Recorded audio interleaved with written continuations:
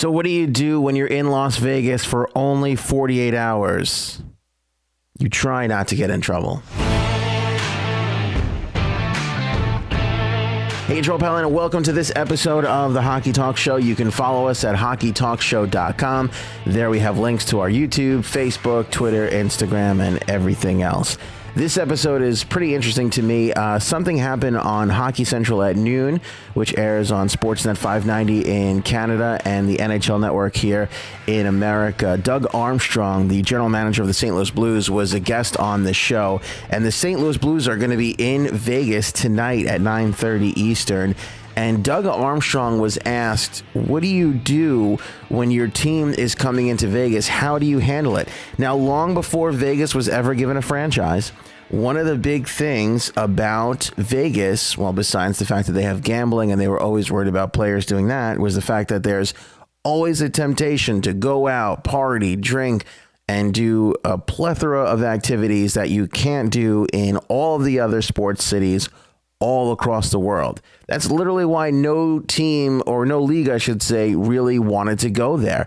But the NHL was the first one to go there, and I think they were super smart to do so. Now we know the NFL is going to be following suit. Wouldn't be surprised if you see Major League Baseball there one day. A lot of night games. Vegas at night, actually, is not all that bad. It's a dry heat. I have to put $1 in the bucket now. I'm putting $1 for every time I say it's a dry heat. I hate when people say that to me.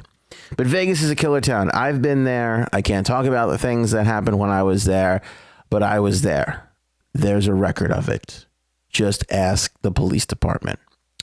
Kidding, kind of. Point is this.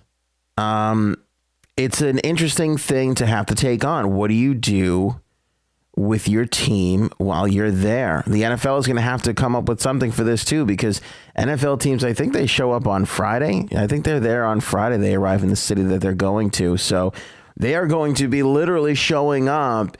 I think this is even bigger for the NFL because they're showing up on Friday and they'll be there Friday night and Saturday night to have to corral. It's even worse in the NFL. You have 53 players, right? And probably even more than that and more staff. At least in the NHL, there's only 20 skaters, maybe 23 people on your roster, 53 people to keep track of in the National Football League. It's going to be a lot to handle for Vegas. But how are teams going to handle this in Vegas? Now, there's a bunch of different things. Look, National Hockey League players like to go out. Okay, I worked in the National Hockey League. I worked for the New York Islanders. I've seen how the Islanders handle things. I've seen how visiting teams handle things. I've been in bars afterwards. 99, I shouldn't even say that. I'm going to be honest with you, 100% of the time. The NHL players were always acting respectful. They were having a couple of cocktails, maybe a little snack, and that was it. There was never any trouble. I never saw any incidents. I never saw anything I had to be quiet about or help cover up in any way, shape, or form. I've never witnessed any of that. But I did witness National Hockey League players going out for a cocktail and, being adults. Now, the year that I was with the Islanders, they had a pretty mature team. I'm sure younger teams are going to be different. But the question was posed to St. Louis Blues general manager Doug Armstrong, and I think it's a great question. What do you do with the St. Louis Blues as you're heading into Vegas? And I absolutely loved his answer.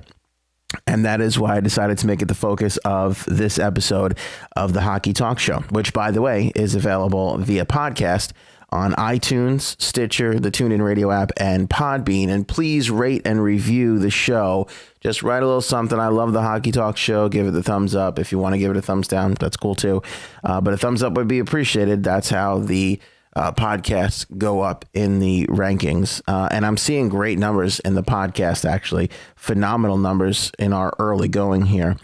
But his answer was really, really interesting and mature. And at a time where there's a rash of political correctness, and now I think we're seeing a little bit of a backlash of political correctness. I think we're seeing a rebuttal of political correctness. People really digging in and fighting political correctness. I think he gave it just a God's honest answer. I think he just gave an honest answer about what he thought. Let's take a look at the St. Louis Blues schedule because it is part of this conversation. We go over here to NHL.com, and as you can see there, today is Friday. I think I said they're going in tonight. I'm sorry, the game is Saturday night, but the St. Louis Blues are showing up tonight. They left Colorado. They arrived, and actually they're already there. They've arrived in Vegas. They've been there for the afternoon, and their game is not until Saturday night at 9:30. So what do you do? How exactly do you handle bringing a young team into the Las Vegas area? What do you do? How do you handle it? This was Doug Armstrong's response, which I loved, from Sportsnet 590 The Fan up in Toronto and the NHL Network. Yeah, well, we do talk about it. We're not naive in the sense that we're going to spend the night here Saturday night. We don't play for a couple of days after that. Our bus is going to leave much later than it normally does. But so what we're trying to do is lob the ball and say, we understand that it's Vegas and it's a great opportunity for you guys to have some fun and blow off some steam and become a team. But that's after the game. And so the players will tell us, it's not like you're going to beat Vegas all the time. They're a good team and they got good players. Like you went through expansion. This is way different than what you had to deal with. But if we're sluggish and we're not ready to play, then it tells us about our team. But no, you have to address it. I think you're a little bit naive if you don't let everyone know that Vegas is a good town and we expect you guys to act like pros. And then when the game is over and we perform, we're going to treat you like men then also. All right, so there was a clip of Doug Armstrong on Sports 590 The Fan and the NHL Network, and he brought up a couple of great points, which is Vegas is playing damn good right now. They are far ahead of where everybody thought they were going to be. I thought they were going to be far better than everybody thought they were going to be. I don't know if I thought they were going to be this good. They have continued to be good as we take a look at the standings here. They're sitting just behind the Los Angeles Kings. They continue to be good despite losing Marc-Andre Fleury in net. Malcolm Subban was a killer pickup, but this team has scoring. They have some hockey knowledge. They have the real deal, James Neal, who's got a killer nickname, and he's just killing it on the ice. This team comes to play, man. You better be ready to come and take these guys on because they're for real. But he brought up a good point, and I want to go back to it. You can't just stick your head in the sand here and pretend like hockey players aren't young guys who want to go out and who at times are going to be in the need to, blow off some steam, as he says. I think that's such an old school. I think really they just go out and have a couple of beers maybe or a couple of cocktails and, some sushi, some steak dinners, maybe if it's not a game night. And, that's really what NHL players do. They're really boring guys. They're not controversial guys whatsoever, but they're in Vegas for the Friday night you see here. And his response was interesting. Like, hey, you know what? We're going to stay an extra day. We're not going to just scoot out of town. You know how we're going to handle it? We're not going to pretend like the guys aren't going to be tempted. So make a deal with them. Hey, stay in on Friday night. Be ready to go for the game on Saturday. And then I'll tell you what, we'll stay an extra day in Vegas. And then we'll leave the following day. And our bus is going to leave a little bit later than normal. So if you guys want to go out, go to a club, go to a bar, go to a comedy show, whatever you're going to do, you have time to do it. And I think that's the smart move. They don't play again until Calgary on the 25th, and that one's at home. So they're heading back home to St. Louis. So not a bad flight, but it doesn't look like they're going to leave until, Monday, and they're going to leave a little bit later. So here is a club, the St. Louis Blues, who are off to a killer good start. And I want to bring this up because it's worth mentioning. Clubs that are successful do the little things right. Doug took a look at the schedule and he said, hey, I got a couple of extra days here on the end. This is the team's first time into Vegas. He was asked if they talked about it. He said, yeah, sure, we talk about it. Here's the deal. Be in your room Friday night. Be in bed. Do your thing. Get up Saturday morning, skate. Nap in the afternoon. Be ready to go Saturday night. After that, go out and have yourself a good time. They can get 2 nights in and go out after the game. They can go out maybe Sunday. It sounds like they're staying until Monday. They're staying the extra day, I think he said. You stay the extra day. You got an extra day in Vegas on the team. You know, the team paying for it and on the hotel and everything else. They're staying at a nice hotel. I don't know what hotel they're staying at. I want to say it was Wynn, right? I think it was the Wynn. And does that one have a casino in it? I'd have to really double check that. That would be smart to put them in a hotel without a casino in it. But everything has a casino in Vegas. The 7-Elevens have casinos. The McDonald's have casinos. Have slot machines, I should say, not casinos. But a smart move. Like, we get it, and we'll give you the time, but show up for work first. Be a professional first. And then you can go and play. And I think it's a smart move. Look, I don't know what, Vegas's schedule is going to be like. I know it's not going to be a big deal for the players. Once you assimilate into the community and you realize that the casino, 90% of the people who live in Vegas never gamble ever because it's there all the time. It's not that special of a thing for them. But if you're visiting, if you're spending those delicate 48 hours in Vegas, you want to get the most out of Vegas as you possibly can. And a lot of NHL teams are going to be tempted by that. Doug Armstrong and the St. Louis Blues, using their brains, man, super smart on this one to say, hey, take your time after the game. Let's win the game first, and then you guys can go out as a team and bond. Because let's not forget, that's the other part of this. You want your guys on a road trip to come together. You want them to be bonding. You want them to be spending time together, getting to know each other, building up a rapport. That stuff is all super important as you head along in the season. St. Louis, by the way, sitting up atop of their division at 6-2. They're off to a killer start.